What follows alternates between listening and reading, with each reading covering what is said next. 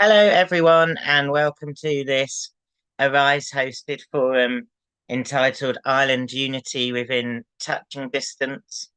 I'm Matt Wilbess. Pleased to see so many familiar faces joining us and names in the participants column. I'm really pleased to welcome you to this important event tonight as the coordinator to host Arise, a festival of left ideas. Here in Britain, we need to build both resistance to the Tories and continue to populise support for socialist solutions to the crisis we face. In order to do this, we need to learn the lessons of other struggles globally and also offer our solidarity to all those struggling for a better world and social justice. And that's especially the case when it comes to Ireland, part of which, of course, remains a British colony.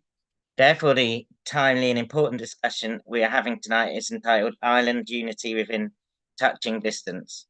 Sinn Féin's victories in various elections in recent years in the north of Ireland and continuing advances in the south show that real change is on the agenda in Ireland. At this historic moment, with Michelle O'Neill becoming the first Republican First Minister of the north of Ireland, in what Sinn Féin's leader, Mary Lou McDonald, termed a moment of great significance, that meant a conversation about a new Ireland was gaining momentum and Irish unity within touching distance.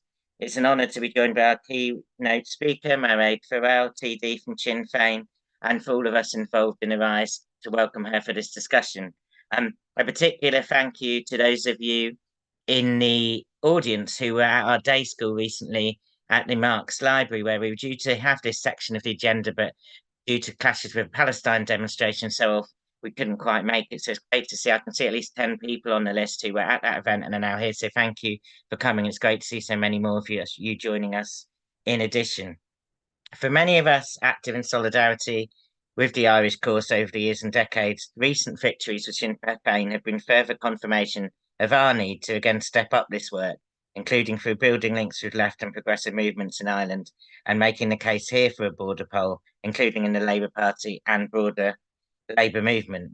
We are therefore pleased to regularly host these discussions, both in terms of what we can learn from the struggle in Ireland, and in terms of how we can offer concrete support to support peace, self-determination and social progress.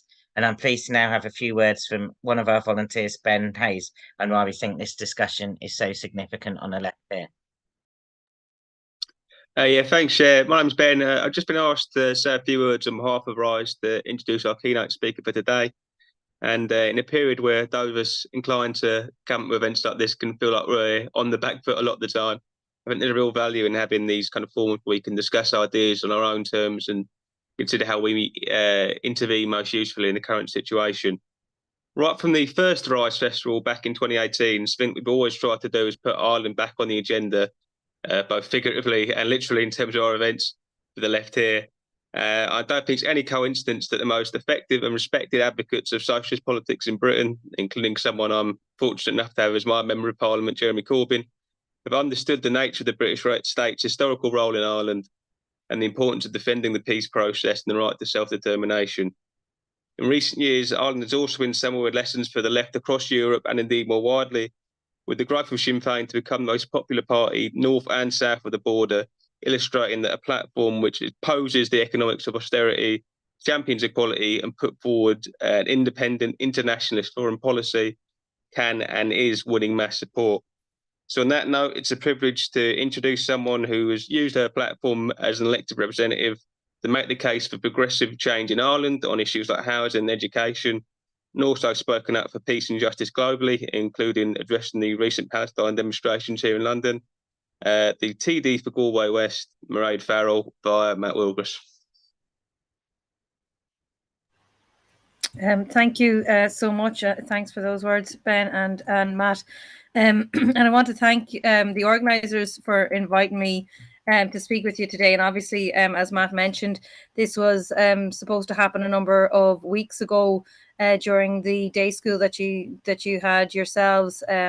And I was unfortunate to actually miss that because I know that there was a whole host of really well-informed speakers and people that I look to myself in terms of international solidarity, the likes of the Julian Assange campaign, of course, and in different areas in terms of progressing socialist and Republican ideals. So I am glad to be joining you in this capacity today, but obviously I would have loved to have heard those speakers as well. But I do have to say from the get-go, that I think it's slightly cruel that you asked me to speak on a bank holiday Monday after St. Patrick's Day. And I'm going to just make an assumption that that was some kind of a cultural oversight, instead of actually that you decided that you wanted to torture me for having missed my original speaking day.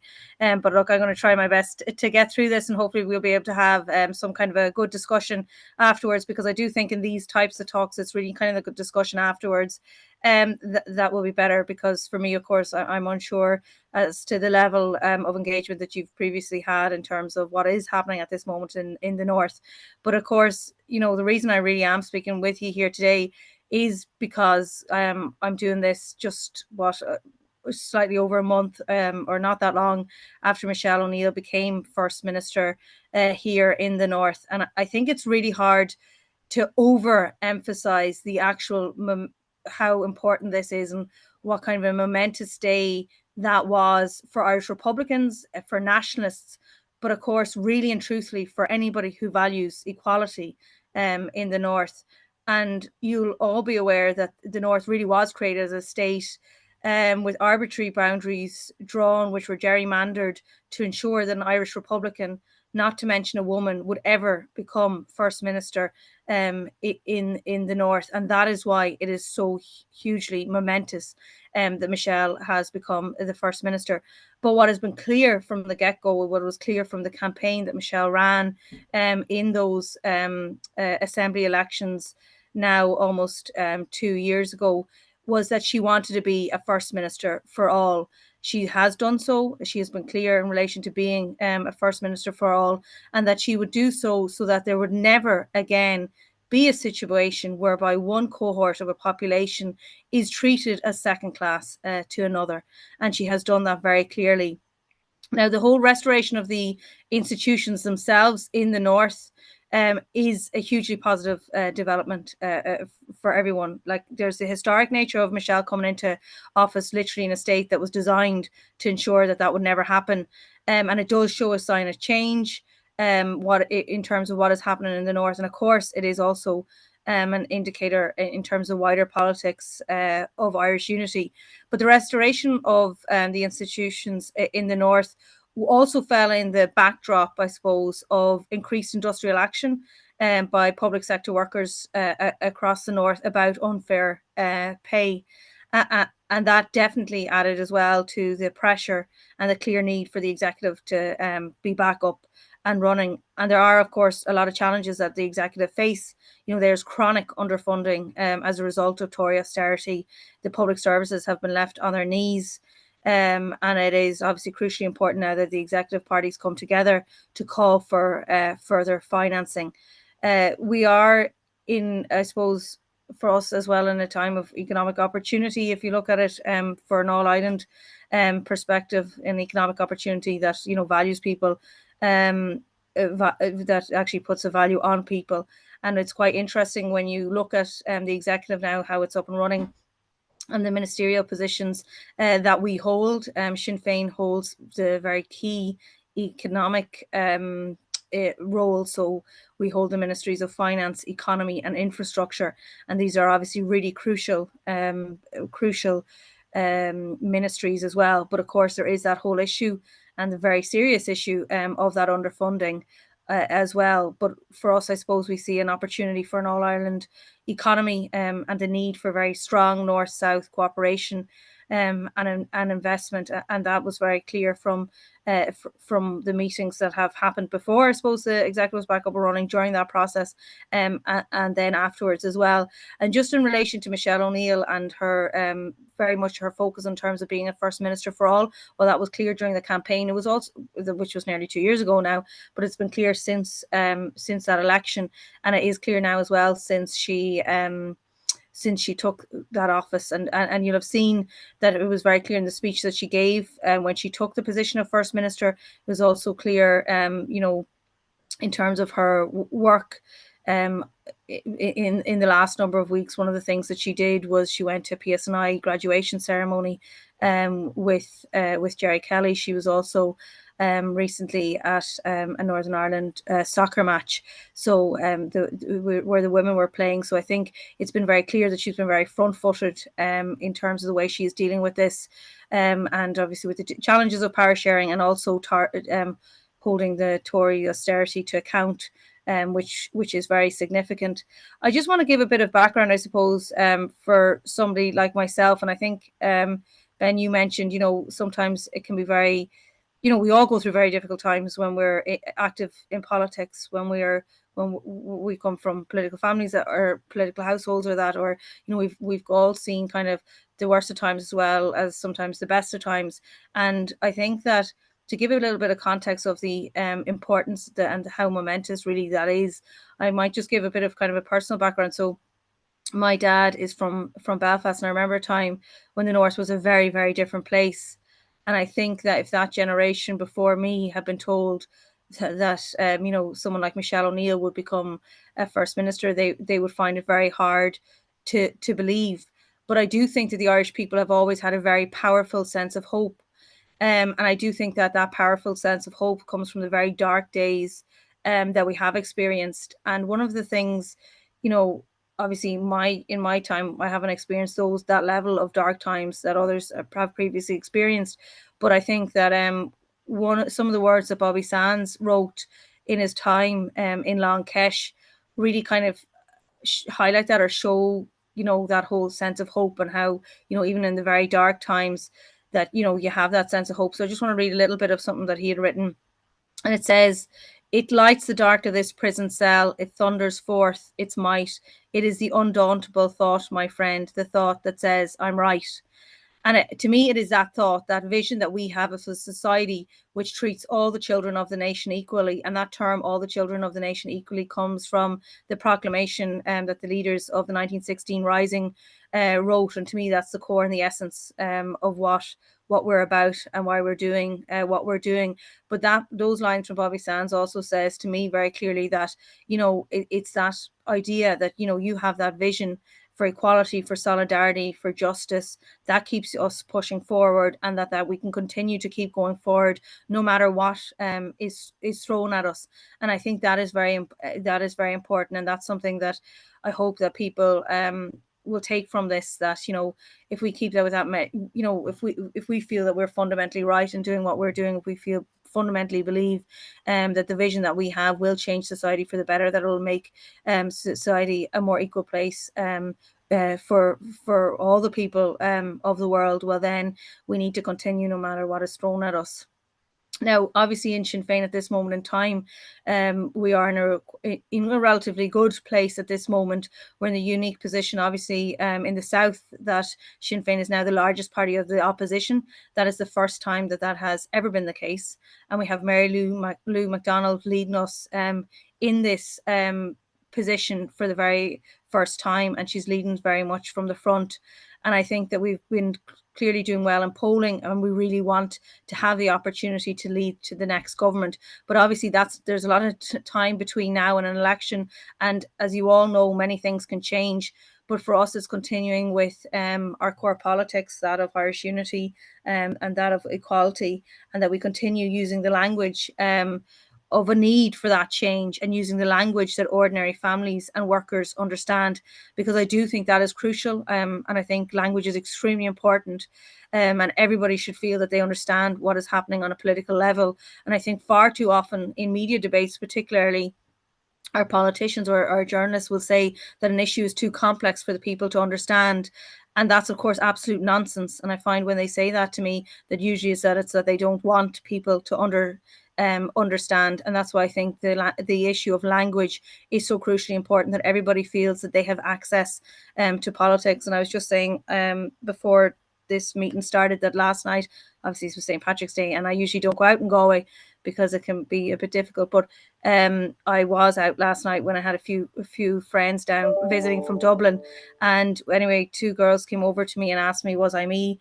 And then the girl was telling me that she isn't registered to vote. And I showed her how to register to vote, and she was so enthusiastic. and so delighted. And she says, I can't believe I've registered to vote and all this. And, you know, that whole thing of this young woman feeling, I think she was like 23, 24, that, you know, she didn't have access. She didn't know how to do that, that, you know, she didn't feel, I suppose, that kind of direct access to politics.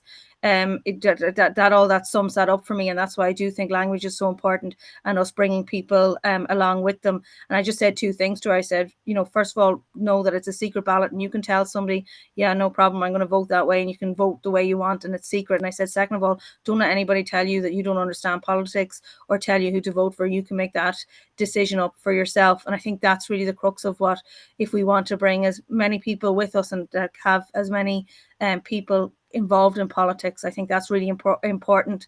And for us as Irish Republicans, obviously we come from a history of Section 31, which was a draconian law and that didn't allow the voices of Sinn Fein members be broadcast on television. And that was, of course, a deliberate effort to censure Republican voices. And ironically, this was done by the Irish state. And, you know, it was a situation whereby there was literally paid actors putting on the voices of the likes of Gerry Adams. And again, it just shows how important that whole concept for me of language is. And obviously, you know, we had from Tony Benn, he described Gerry Adams as a, you know, that he used to say that many of us, one of the many things that he would have said about Ireland, he said that, you know, there's a British problem in Ireland, you know, that there's not an Irish problem in Britain. And I do think that, you know, we have an Irish solution to this, and that's a united Ireland that's clearly laid out in the Good Friday Agreement. And I do think that the prospect of a united Ireland draws ever nearer. We know that in the Good Friday Agreement, it says that a British Secretary of State will make a decision or can make a decision to call a unity referendum if they believe that, you know, that's what the people want. And I do think that that's drawing ever nearer. And I do think that we need to be prepared for that. And I think the Irish government really needs to start preparing for that referendum, because we need to have all the facts out there, and we need people to be as engaged as possible. Because, you know, there are people out there who haven't made that decision, or may have a different decision point of view, and may think differently about it when they've made, you know, careful consideration in relation to it. But it's up to us, obviously, to make that positive case. We have to speak, we have to listen to people, and that's really crucially important, because while people like myself who have spent most of our lives campaigning for United Ireland, and you know, we feel very strongly in that, we also need to like share our views with people, but we also need them to be able to share their views in relation to that. And I think one of the things that I always say is that, you know, nobody in this call, not everybody, single person in Sinn Fein, every single person on this call would have the same view as to what a united Ireland would look like. Indeed, every single one of us would have a different view as to what a united Ireland would look like.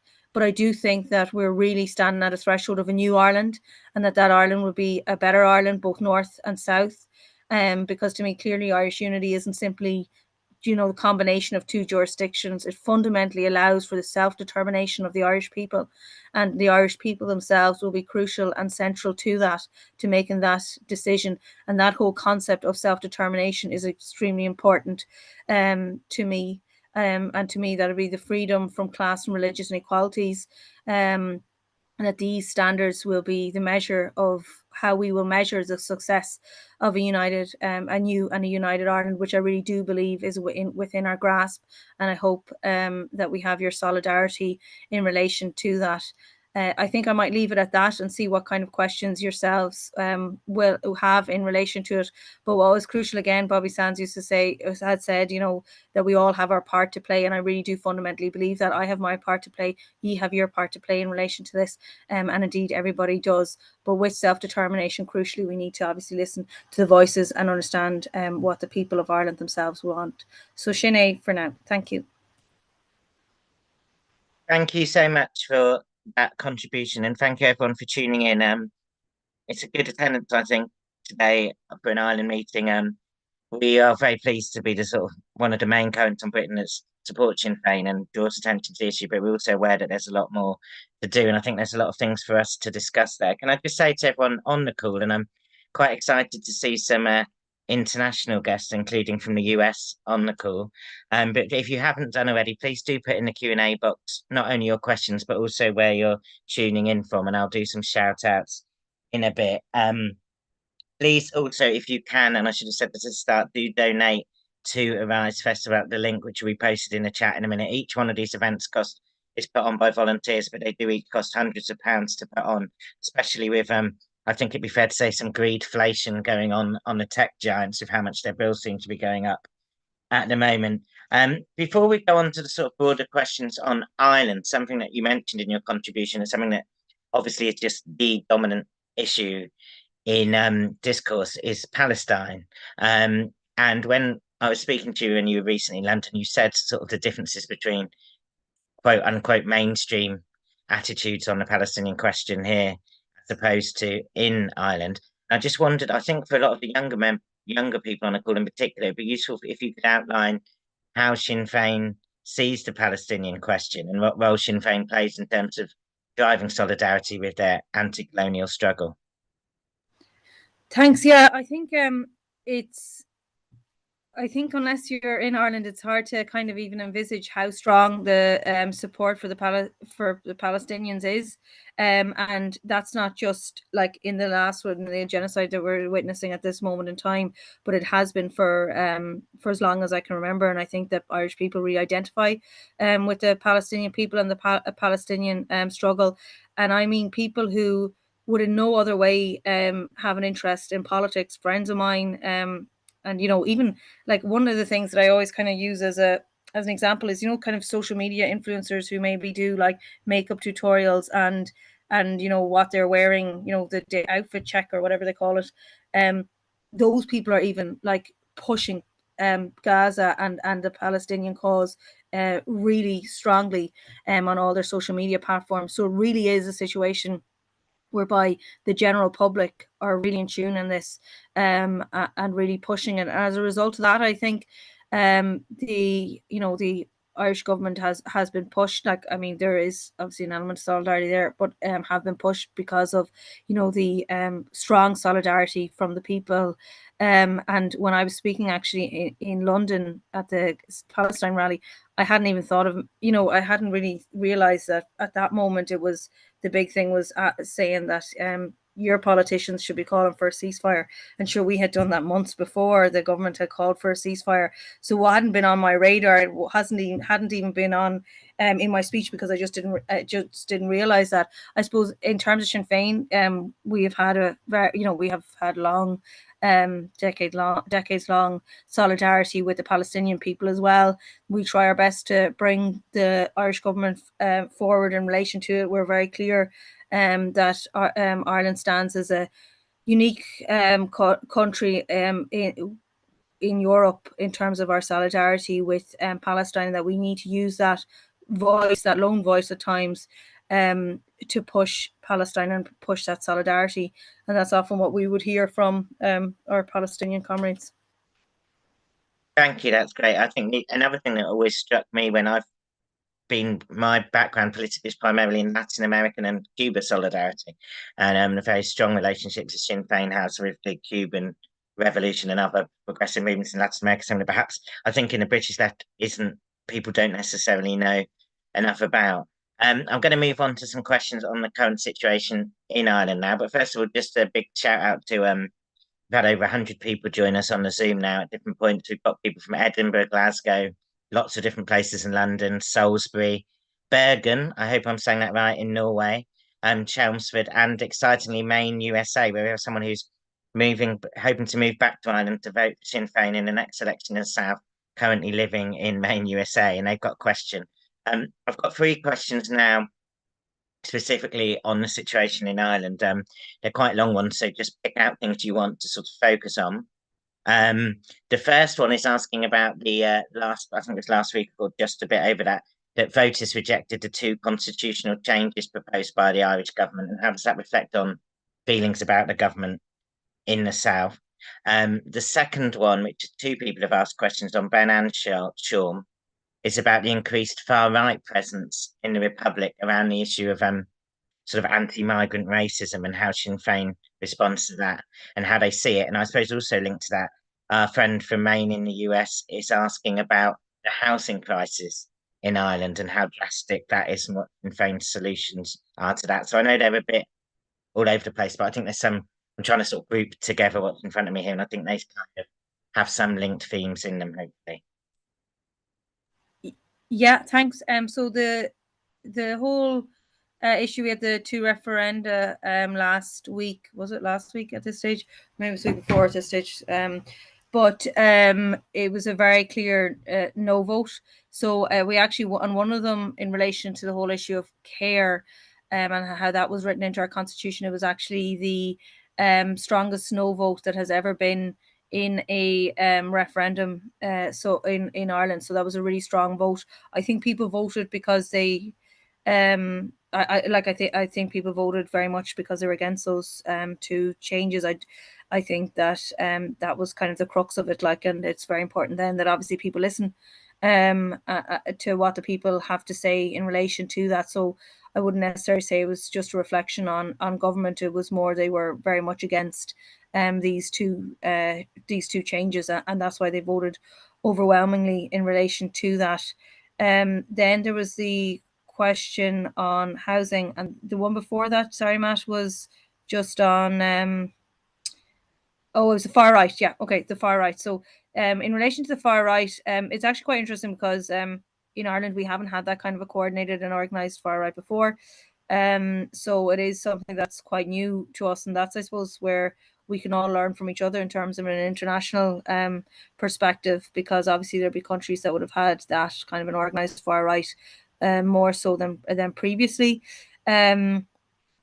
However, I think that sometimes there's, I think maybe there was an issue, and is continued an issue, whereby government and the department in question ignore actually speaking to communities and just think that if they say nothing and just ignore it, that then that'll continue, but that then that'll all be okay. But instead they've just kind of created a vacuum for the far right to go in and to speak to people. I actually think one of the things that we should all realize is that whole issue of language again, that the far right have been able to speak the language of ordinary people and the language that people understand, and it's really crucially important that the left recognize that we need to speak the language of people and the language that people understand as well. I think the vast majority, though, of Irish people are very welcoming, and they always have been. I mean, we do have our own clear background in terms of emigration that is continuing to this day. We now have huge levels of emigration to Australia. So I do think the vast majority of Irish people are very welcoming, but it's obviously very important that that people are spoken to and people are not spoken at in relation to this, I feel, so that people can like voice their thoughts, and we can actually have that discussion and conversation and move through that. In relation to housing is obviously the biggest crisis at the moment in Ireland. It's horrific. Like every single day, any clinic that I have, the housing is the predominant issue. What we want to see is the delivery of social and affordable housing. So we need en masse and on scale. We've had a situation where we've had the undersupply of social housing and practically no affordable housing for well over a decade at this point. And that has caused huge levels of homelessness. We now have over 4,000 children who are experiencing homelessness, which we have never had before. There was a time when, it would be seen as unimaginable to think to have 10,000 people experiencing homelessness, but now we have far higher, thousands more than that. So it is, for us, it's very much the delivery of social and affordable homes, but homes that people can actually buy. And also we need to give tenants far greater protections that they just simply don't have at the moment. Now, if you get a notice to quit from a house, realistically, there's very little chance of you finding another place to rent. So those are, I suppose, the crucial issues for us, but it's the delivery of social and affordable homes. Thank you so much. You're doing amazing here. I am just whacking questions at you from my audience, and you're coming back on them all so well. What I'm going to do is I'm going to divide up the remaining questions into 2 sort of sections. So I have some quite specific or contemporary questions, and then after them I've got questions that are just about sort of Irish unity and that debate. So I'm going to group them together to end it, as that's what we sort of started on. So my 3 specific ones, and there's not I don't think there's a theme between them, but you'll see why they're all important. The first one, someone asks what book you would recommend for people here to learn more about the context and history of Sinn Féin's struggle, which is a good question, sending that in. Then we have one question on the North, which is how is Sinn Féin responding to the trade union industrial action around the cost of living crisis in the North, and what can be proposed on that in light of the fact, obviously, you have the Tory austerity regime in Britain here.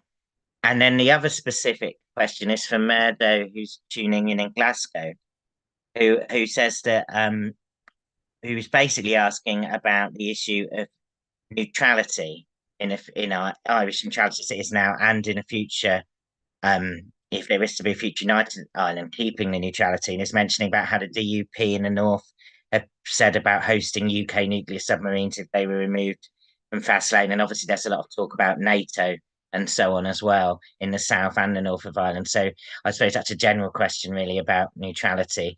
So if we do those three now, and then we'll go on to these sort of discussion of unity again, it's a discussion if that makes. Yeah, I think the issue of what, like, in terms of the different types of books, there's one of the things that I always recommend, to be honest, is a book called John Lennon's Dead, and it's quite a short book.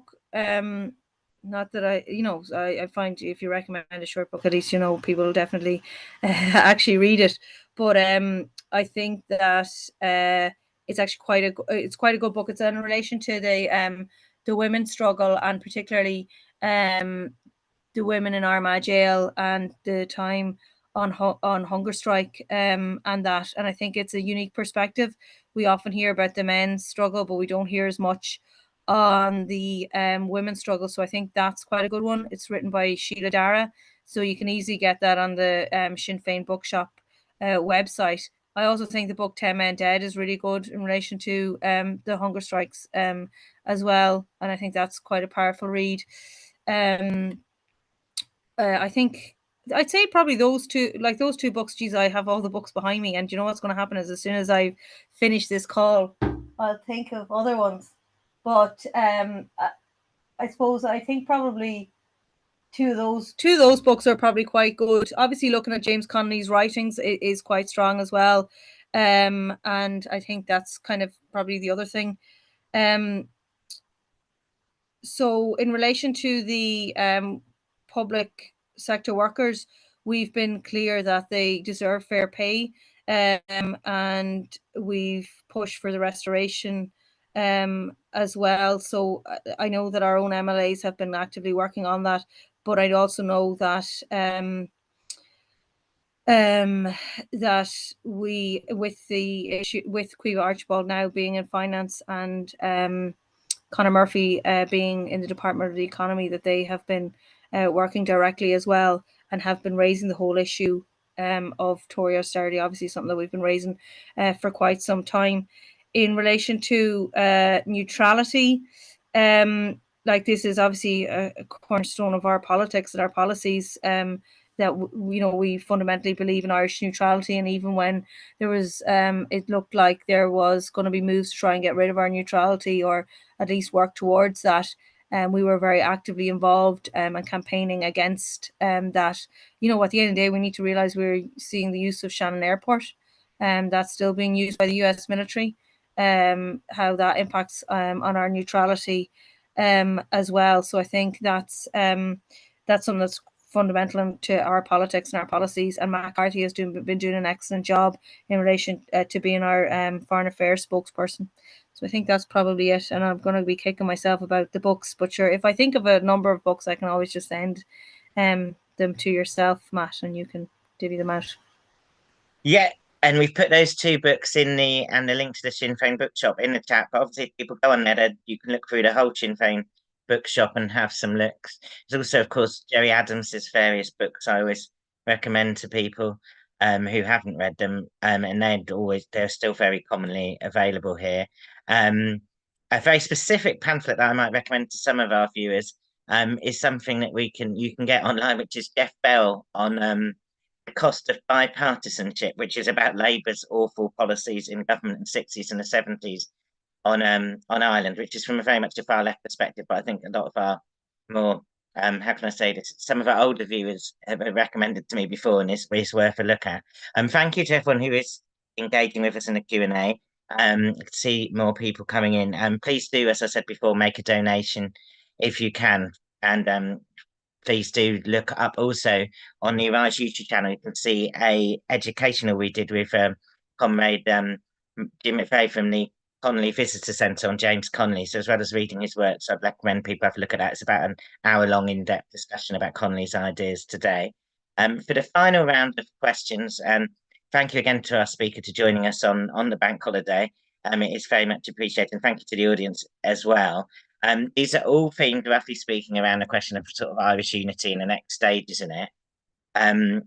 Four different but linked questions. The first one is, what is the state of the debate in the South amongst the electorate and amongst politicians across the issue of unity? Because I suppose people here see it more from the perspective of things we hear reported from the North or in London.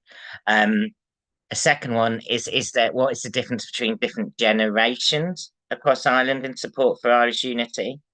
And then the other one sort of more about the context, which is what is the role for the Irish communities in Britain in supporting, who now are based in London, Liverpool, whatever, in supporting Irish unity? And how do you perceive, or what would you like the stance perhaps as a saying it, if the British left and wider Labour movement, including Labour Party, could take as we hopefully move towards a border poll Irish unity? So I think they're all sort of, and any other comments you have on the sort of whether unity is in touching distance of the meeting, if you put them in now as well, and then we can, I think that'd be a great way to end the discussion. I think there's been two clear things that have impacted on the discussion in terms of Unite Ireland in the South, and that is Brexit, and that is COVID-19. So to people, I suppose, some people in the South who would never have had to have thought about the North or the impact that has had on people, the whole concept of Brexit just kind of brought it to the fore. So people, for the first time, they were kind of thinking to themselves, but sure, people in the North voted to remain. Like, why are they being dragged out of the EU when, because, England voted for that? You know what I mean? It just didn't really make sense to people.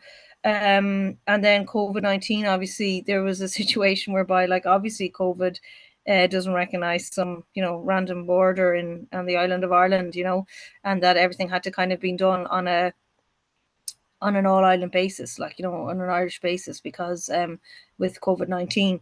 So I think those two things made people who had never really had to think about a United Ireland or think about the North for the first time, and that kind of has led and strengthened, in my opinion, the conversation in relation to Irish unity. There is an element of there's a kind of a strong element of people who think at this point that what the Irish government should do is form a citizens' assembly on Irish unity, so that we can hear from everybody, that we can kind of bring that thought process together and start preparing for Irish unity, because I do believe Irish unity is going to happen. It's going to happen soon, and we need to put the groundwork and the preparatory work in now, and that's crucial. That's something that I've raised with this Taoiseach and the previous Taoiseach as well, that there's a need and an urgent need to do that preparation. There are other then organisations that have formed that are kind of starting that conversation. So there's Ireland's Future, and it has held conversations with huge audiences across Ireland, and even very big audiences in Dublin, and they have kind of done work abroad as well. And then our own party is organising kind of assemblies ourselves, where we bring people together from a variety of viewpoints and that, and what kind of impact they feel Irish unity will have on them. So I suppose that's kind of where it's at in the South, but it is definitely very much a growing conversation. Then the other two questions, Matt, I had started writing down the first question, and then I just went on a tangent on that. So now I have to remind myself, what are the other two again? So they were about the role, basically, of different people here, I suppose, in supporting unity. So on the one hand, the left and the wider Labour movement, and also maybe the Labour Party's position on any border poll, and then also a couple of people from the community here asking what roles they can play in supporting unity from being the Irish community here in London. Well, I think that's quite strong. So obviously we know that so basically in the Good Friday Agreement, I'm sure you know, or if you don't, that's okay.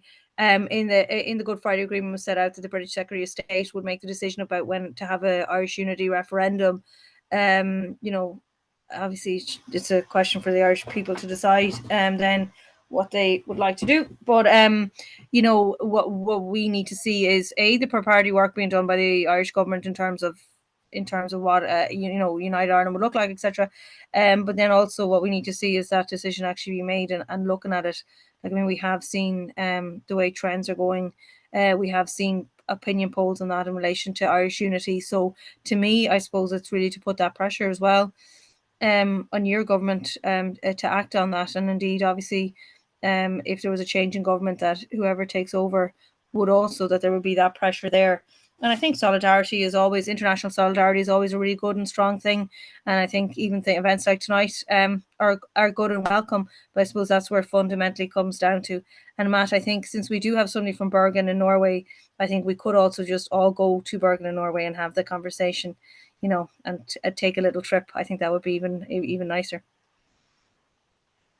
Yeah, I think maybe that's something we'll need to start looking at on these seminars, where we can go. We had 3 people from Portugal on the one about the budget. And I see we have our usual friend from Indonesia on the call as well. So maybe we need to start spreading out these visits. Thank you so much for joining us. And sorry that we didn't get to hear you today, school, but I think actually you probably got to speak to more people by having this today, and also, of course, different people who aren't from London or near London and can tune in for these online events. So it's really appreciate you spending so much time with us. Just a couple of housekeeping things from me to end. First, do all please regularly check out the Sinn Fein website and the news section. If you don't already, subscribe to the London office of Sinn Fein's newsletter, and also check out our media partner Labour Outlook, which reproduces items from that newsletter every week. Please also, I know I've said this already, but please do donate £20 or what you can if you can afford it. These events do cost hundreds of pounds to put on, and it's volunteer money only, so every bit of money does help. Next event of this kind online that people may be interested in at the moment is scheduled for April the 9th. It's on Clara Zetkin, the great German anti-war leader who was also the socialist founder of International Women's Day. And that'll be an in-depth political education event. It's entitled Clara Zetkin, Socialist Fight Against Fascism, Women's Oppression and War. And the link's just been put up for you there. That's 6:30 p.m. on April 9th. Thanks again for joining us. And thank you everyone for tuning in. Great to see over 100 of you with us, and see everyone again soon. Thank you.